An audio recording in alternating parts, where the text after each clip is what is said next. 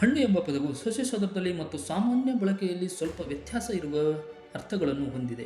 ಸಸ್ಯಶಾಸ್ತ್ರದಲ್ಲಿ ಹೂ ಬಿಡುವ ಸಸ್ಯಗಳು ತಮ್ಮ ಬೀಜಗಳನ್ನು ಪರಿಸರದಲ್ಲಿ ಬೆಳೆಸಿಕೊಳ್ಳಲು ಅಂಗಾಂಗಗಳು ಸಾಮಾನ್ಯವಾಗಿ ಬಳಕೆಯಲ್ಲಿ. ಸಸ್ಯಶಾಸ್ತ್ರದ ಪ್ರಕಾರದ ಹಣ್ಣುಗಳಲ್ಲಿ ಕೇವಲ ಆಹಾರವಾಗಿ ಉಪಯೋಗಕ್ಕೆ ಬರುವ ಸಿಹಿ ರುಚಿಯುಳ್ಳ ಹಣ್ಣುಗಳೆಂದು ಪರಿಗಣಿಸಲಾಗುತ್ತದೆ. ಸ್ನೇಹಿತರೆ, ಈ ಹಣ್ಣುಗಳಲ್ಲಿ ಪ್ರಕೃತಿ ನಮಗೆ ನೀಡಿರುವ ಅಮೂಲ್ಯವಾದಗಳಲ್ಲಿ ಹಣ್ಣುಗಳು ಒಂದು ವಿಶೇಷವಾಗಿದೆ. ಒಂದು ವಿಶೇಷ ಹಣ್ಣುಗಳು ಮನುಷ್ಯ ಜೀವನದಲ್ಲಿ ಬಹಳ ಪಾತ್ರಗೊಂಡಿವೆ. ಹಣ್ಣು ಎಂದರೆ ಅವು ಬೀಜ ಹೊಂದಿದ ಮತ್ತು ಆಹಾರ ಸೇವಿಸುವ ಮರ ಅಥವಾ ಇತರ ಸಸ್ಯ ಸಿಹಿ ಹಾಗೂ ತಿರುಳಿನಿಂದ ಕೂಡಿದೆ. ಉತ್ಪನ್ನ ಹಣ್ಣು ರುಚಿಕರವಾದ ಮತ್ತು ಪೌಷ್ಟಿಕ ಆಹಾರ. ಇದು ತೋಟಗಳು, ಗಿಡ ಮರಗಳು ಮೇಲೆ ಬೆಳೆಯುತ್ತವೆ. ಮಾವಿನ ಹಣ್ಣು, ಸೇಬುಗಳು, ಪಪ್ಪಾಯಿ, ಕಿತ್ತಳೆ, ದ್ರಾಕ್ಷಿ, ದಾಳಿಂಬೆ, ನಿಂಬೆ ಮುಂತಾದ ಹಣ್ಣುಗಳು ನಮಗೆ ಪರಿಸರದಲ್ಲಿ ಸಿಗುತ್ತವೆ. ಅವು ವರ್ಷದ ವಿವಿಧ ಋತುಗಳಲ್ಲಿ ಬೆಳೆಯುತ್ತದೆ. ಹಣ್ಣುಗಳು ದೈನಂದಿನ ತಿನ್ನುವುದರಿಂದ ಬಹಳ ಪ್ರಯೋಜನಗಳಿವೆ. ಈ ದಿನಗಳಲ್ಲಿ ನಮ್ಮ ಶರೀರಕ್ಕೆ ಎಂದೆಂದಿಗೂ ಹೆಚ್ಚು ಜೀವಸತ್ವಗಳನ್ನು ಮತ್ತು ಖನಿಜಗಳನ್ನು ಅಗತ್ಯವಿದೆ. ಪ್ರತಿದಿನ ಹಣ್ಣು ತಿನ್ನುವುದರಿಂದ ಜೀವನದ ಒತ್ತಡಗಳು, ಕಾಯಿಲೆಗಳು ಎದುರಿಸಬಹುದು.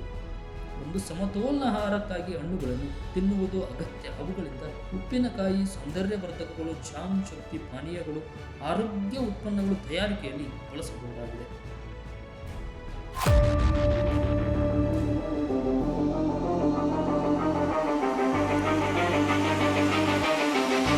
ಇದೇ ರೀತಿಯಲ್ಲಿ ಭಾರತದ ರಾಷ್ಟ್ರೀಯ ಹಣ್ಣುಗಳ ಬಗ್ಗೆ ನಾವು ಹೇಳಬಹುದು. ಅಂದರೆ ಭಾರತದ ರಾಷ್ಟ್ರೀಯ ಹಣ್ಣು ಮಾವು ಸಹ ಹಣ್ಣುಗಳ ರಾಜ್ಯ ಎಂದು ಕರೆಯಲಾಗಿದೆ.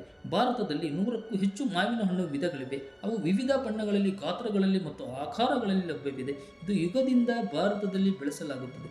ಸಾಮಾನ್ಯವಾಗಿ ಮಾವಿನ ಮರದ ಹಲವಾರು ಬೇಸಿಗೆ ಕಾಲದಲ್ಲಿ ಹಣ್ಣುಗಳು ಬೆಳೆಯಲು ವಾತಾವರಣ ಬೆಚ್ಚಗಿರುತ್ತದೆ. ಜನರು ಮಾವಿನ ಹಣ್ಣಿನ ಸಿಪ್ಪೆಯನ್ನು ತೆಗೆಯುವುದು ಮತ್ತು ತಿನ್ನುತ್ತಾರೆ, ಅಥವಾ ಉಪ್ಪಿನಕಾಯಿ ಸಾಸ್ ತಯಾರನ್ನು ಮಾಡುತ್ತದೆ. ಮಿಡಿ ಮಾವಿನಕಾಯಿ ಎಂದು ಮಿಡಿ ಉಪ್ಪಿನಕಾಯಿ ಹಾಗೂ ಬಳಸುತ್ತಾರೆ. ಸ್ನೇಹಿತರೆ, ಹಣ್ಣುಗಳಲ್ಲಿ ಖಾಲಿ ಹೊಟ್ಟೆಯಲ್ಲಿ ತೆಗೆದುಕೊಳ್ಳಲು ಸೂಚಿಸಲಾಗುತ್ತದೆ. ಹಣ್ಣುಗಳು ಸರಳ ಶರ್ಕಗಳನ್ನು ಹೊಂದಿವೆ. ಇದು ದೇಹದಲ್ಲಿ ಸಂಪೂರ್ಣವಾಗಿ ಹೀರಿಕೊಳ್ಳಲು ಸಮಯ ಅಗತ್ಯವಿದೆ. ಆದಾಗ್ಯೂ ಊಟವನ್ನು ತಿನ್ನಿದ ತಕ್ಷಣ ಹಣ್ಣುಗಳನ್ನು ತಿನ್ನುವುದು ಒಳ್ಳೆಯದಲ್ಲ. ಊಟದ ನಂತರ ಕನಿಷ್ಠ 20 ನಿಮಿಷಗಳ ನಂತರ ಇರಬೇಕು. ಮಲಗುವ ವೇಳೆ ಹಣ್ಣುಗಳನ್ನು ತಿನ್ನುವುದು ಒಳ್ಳೆಯದಲ್ಲ, ಏಕೆಂದರೆ ರಕ್ತದ ಸಕ್ಕರೆ ಮತ್ತು ಇನ್ಸುಲಿನ್ ಮಟ್ಟವನ್ನು ಹೆಚ್ಚಳು ಉಂಟು ಮಾಡುತ್ತದೆ ಮತ್ತು ನಿದ್ರೆಯು ಕಷ್ಟವಾಗುತ್ತದೆ. ಹಣ್ಣುಗಳು ಸರಿಯಾದ ಜೀರ್ಣುವಿಕೆಯಲ್ಲಿ ನೇರವಾಗುತ್ತದೆ. ಅವುಗಳನ್ನು ನಿಯತವಾಗಿ ಬಳಸುವ ವ್ಯಕ್ತಿಗಳಿಗೆ ದೀರ್ಘ ಆಯುಷ್ಯವಿರುತ್ತದೆ. ಹಣ್ಣುಗಳಿಂದ ಅನೇಕ ಉಪಯೋಗಗಳಿವೆ, ಅದನ್ನು ನಾವು ಸರಿಯಾಗಿ ಉಪಯೋಗಿಸಬೇಕು. ಹಣ್ಣುಗಳು ವಿಟಮಿನ್, ಖನಿಜಾಂಶ, ಪೋಷಕಾಂಶಗಳು ಹೊಂದಿರುವ ಉತ್ತಮ ಆಹಾರ ಪದಾರ್ಥಗಳಾಗಿವೆ. ಹೀಗಾಗಿ ಗರ್ಭಿಣಿ ಸ್ತ್ರೀಯರಿಗೂ ಕೂಡ ಹಣ್ಣುಗಳನ್ನು ನಿಯತವಾಗಿ ತಿನ್ನಲು ಸಲಹೆಯನ್ನು ನೀಡುತ್ತಾರೆ. ಹೊಟ್ಟೆಯಲ್ಲಿರುವ ಮಗುವಿನ ಬೆಳವಣಿಗೆಯು ಬೇಕಾದ ಜೀವಸತ್ವಗಳು ನೈಸರ್ಗಿಕವಾಗಿ ಸಿಗಬೇಕೆಂದರೆ ಹಣ್ಣುಗಳನ್ನು ಸೇವಿಸಲೇಬೇಕು. ಮಗುವಿನ ಮೂಳೆ ಹಾಗೂ ಹಲ್ಲುಗಳು ಆರೋಗ್ಯಕರವಾಗಿ ರೂಪುಗೊಳ್ಳಲು, ದೃಷ್ಟಿ, ರೋಗ ನಿರೋಧಕ ಶಕ್ತಿಯನ್ನು ಹೆಚ್ಚಿಸಲು, ನರವ್ಯೂಹದ ನರಳಿಕೆಯನ್ನು ನ್ಯೂನತೆಗಳಿಂದ ಮಗುವನ್ನು ತಡೆಯಲು ಮತ್ತು ಆರೋಗ್ಯವಾದ ತೂಕ ಹೊಂದಲು ಸಹಕಾರಿಯಾಗುತ್ತವೆ.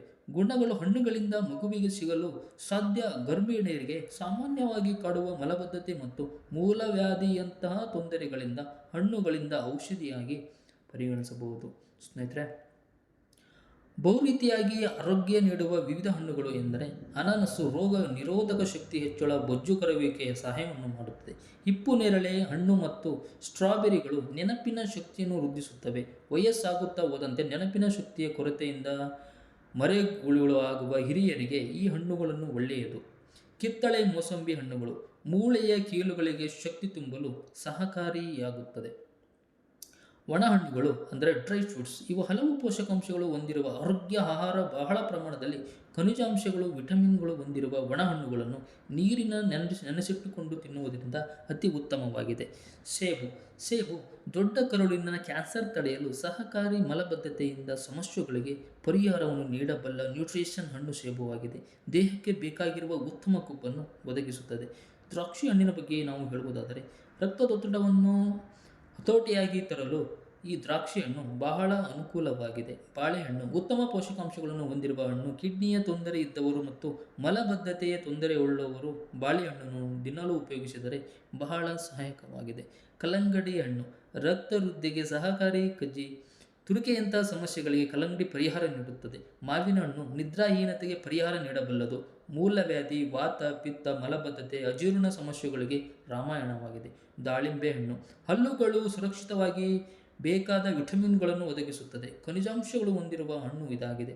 ಹಲಸಿನ ಹಣ್ಣು ಪಿತ್ತ ವಿಕಾರಗಳನ್ನು ದೂರ ಮಾಡಬಲ್ಲದು. ಪೌಷ್ಟಿಕ ಶಕ್ತಿಯುಳ್ಳ ಹಣ್ಣು, ನರಗಳ ದೌರ್ಬಲ್ಯವನ್ನು ಪರಿಹಾರ ನೀಡಬಲ್ಲದು ಈ ಹಲಸಿನ ಹಣ್ಣು.